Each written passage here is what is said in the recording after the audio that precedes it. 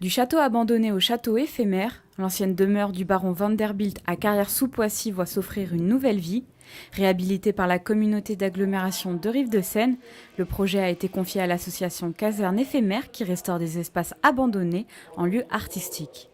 Plus qu'une mission de sauvegarde, l'agglomération souhaite en faire une vitrine culturelle et un espace de convivialité, mais pas seulement.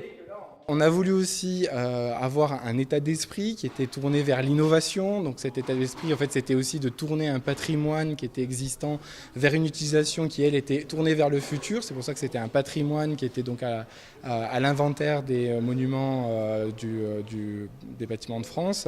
Et la dernière raison, c'est qu'on voulait mettre à travers le dispositif qui nous était proposé, un dispositif de résidence artistique, on voulait mettre en relation le territoire, les habitants du territoire avec les artistes. Particularité des lieux, les artistes vont y habiter à partir de septembre.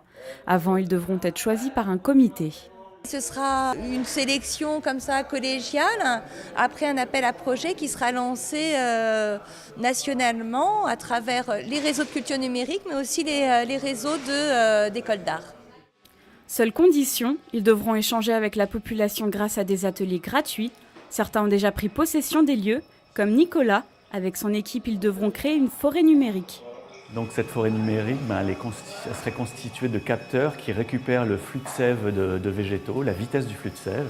Et à partir de cette vitesse, on modulerait des variations sonores, on ferait des variations sonores. On n'a pas envie de rester non plus que sur un seul projet.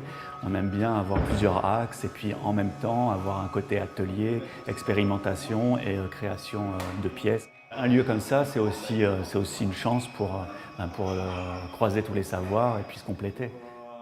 Samedi 28 juin, le château ouvre ses portes pour une avant-première. Les visiteurs pourront découvrir l'art numérique, les ateliers à venir et écouter la performance du beatboxer Ezra.